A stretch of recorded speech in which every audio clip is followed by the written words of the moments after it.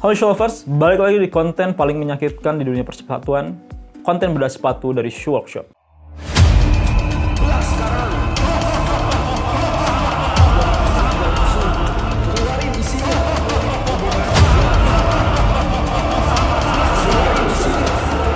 Seperti yang kita tahu, beberapa tahun terakhir kita digempur sama naiknya brand-brand lokal, brand-brand sepatu lokal yang emang hype banget. Terutama setelah naiknya hashtag local pride atau mungkin bangga pakai lokal dan hashtag-hashtag semacamnya lah ya. Tapi ternyata di antara tren maraknya sepatu-sepatu lokal, Cina juga nggak mau kalah loh. Sampai akhirnya mereka bikin strategi marketing yang pakai embel-embel sepatu lokal, tapi ternyata produksinya di Cina. Ada juga beberapa brand Cina asli yang akhirnya pakai strategi marketing bikin sepatunya harga pasarnya nggak jauh beda sama pasar sepatu lokal kita. Akhirnya kita beli salah satu sepatu mereka karena kita juga penasaran sama build up sepatu ini. Terutama buat ngebandingin sama sepatu-sepatu brand lokal yang kita bahas di video sebelumnya. Karena mungkin banyak juga teman-teman yang nggak terima kalau ternyata sepatu lokal kebanggaannya, sepatu lokal favoritnya itu ternyata ada kurangnya, banyak malah. Nah, karena itulah tujuan kita bikin konten bedah sepatu. Kita pengen edukasi, kita pengen ngasih informasi teknis seputar sepatu yang mungkin teman-teman ada yang awam atau mungkin yang punya ilmu lebih juga bisa share di kolom komentar, kita diskusi bareng-bareng. Tanpa basa-basi lagi, kita langsung unboxing sepatunya. Sepatu ini belum dibuka sama sekali setelah gue terima karena di packagingnya ini ada tulisan stop, jangan dibuka dulu. Ayo video unboxing paket dan nomor resi yang jelas sehingga apabila memang ada kekurangan barang rusak, kamu punya bukti dan bisa diinfokan ke admin. Kita unboxing bareng-bareng.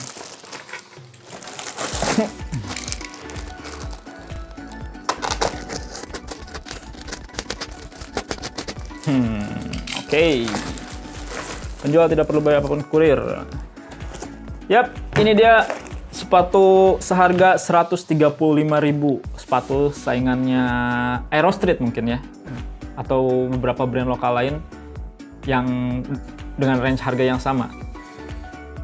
Sekilas desainnya mirip Yeezy banget. Dari shape-nya juga.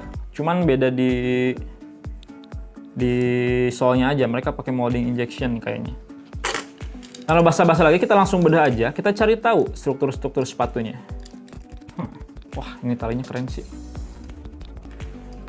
Dari bahan uppernya sendiri yang gue pegang ini, mereka pakai elastic flyknit. Ini apa tulisannya? TM Wheel 5400 LBS TM Wheel weight securing SGS system apaan? SGS system. Kayaknya mereka kayak cuman kebutuhan desain doang, jadi tulisnya juga ngasal. Ada tulisan Black Friday sale juga di sini. Orang ngiranya gue beli pakai sepatu ini pas lagi diskon anjir. Kita dari ininya dulu deh. Si aksesorisnya. Terus langsung ke bagian tali sepatunya, eyeletnya. Alat covernya.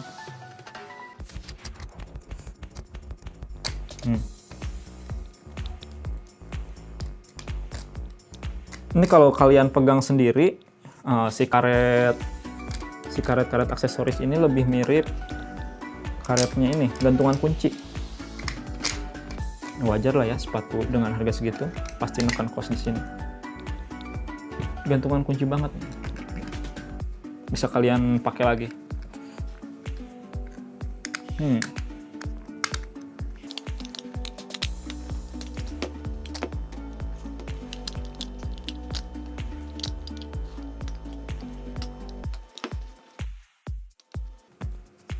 Next, di bagian ini kita buka juga. Desainnya oke sih, pemilihan warna juga keren. Ini kalau build up-nya lebih keren lagi, gue mau pakai sih. Cuman kayaknya kalau sepatu-sepatu gini, mungkin awet di 2-3 bulan pertama aja. Karena buat molding injection sendiri, biasanya kalau semakin sering lu pakai, semakin apa ya, kempes nanti teksturnya. Next di bagian pull tabnya kita cari tahu.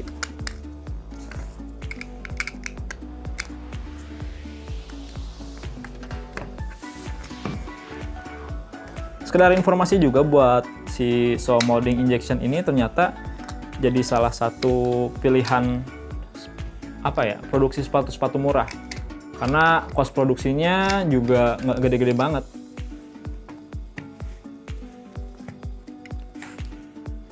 Yang ngebedain sama molding injection-nya yang lain gitu paling cuman kayak di bagian bahan atau apa ya, atau si cetakannya, struktur ininya, konstruksi solnya.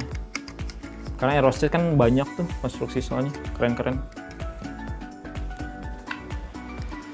Kalau bahan sendiri ini dibandingin sama yang Aerostreet lebih apa ya, lebih kayak lebih banyak karetnya. Kalau yang Aerostreet tuh kemarin gue rasain kayak lebih banyak busanya.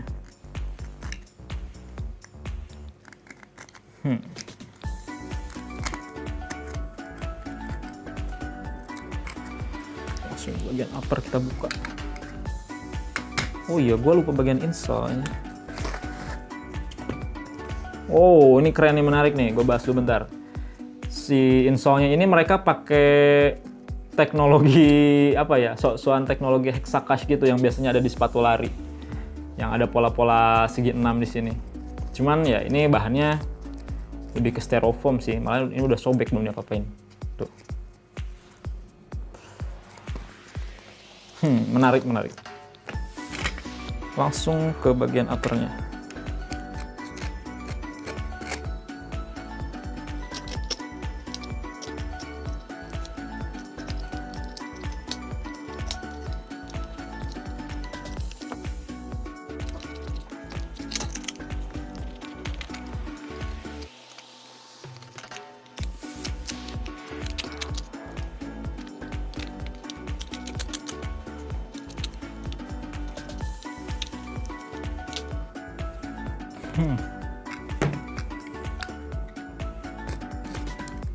Kita cari tahu konstruksi tengahnya.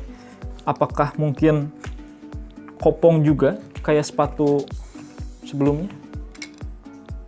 Atau emang mereka bikin padat? Karena emang gua rasa sih ini lebih padat karetnya. Kita lihat dalamnya. Wah, anjir.